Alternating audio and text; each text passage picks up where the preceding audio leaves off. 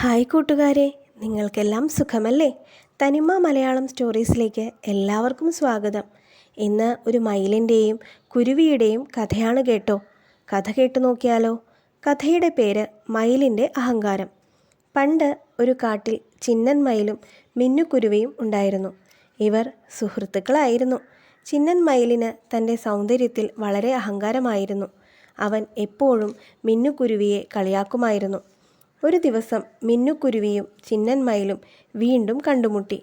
അന്നേരം ചിന്നൻ മിന്നുവിനോട് പറഞ്ഞു, "നീ എന്തു ചെറുതാ, നിന്നെ കാണാൻ ഒരു ഭംഗിയുമില്ല. എന്നെ നോക്കൂ, എന്തു ഭംഗിയാണ്.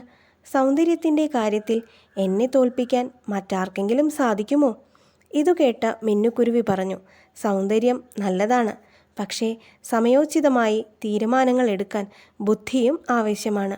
സൗന്ദര്യമില്ലെങ്കിലും ബുദ്ധിയുണ്ടെങ്കിൽ നമുക്ക് ജീവിക്കാൻ സാധിക്കുമെന്ന്."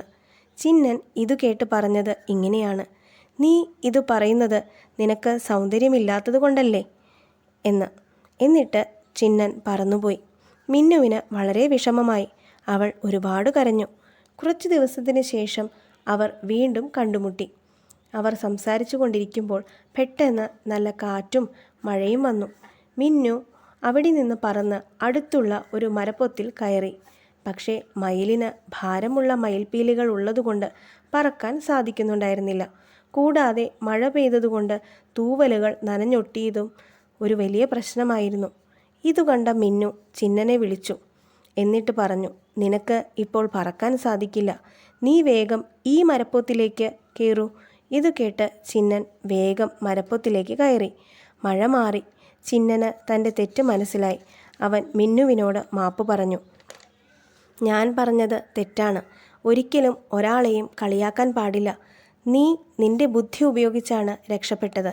ഏത് മയിൽപ്പീലിയുടെ പേരിലാണോ ഞാൻ അഹങ്കരിച്ചത്, ആ മയിൽപ്പീലിയുടെ ഭാരം കാരണം എനിക്ക് പറക്കാൻ പോലും സാധിച്ചില്ല.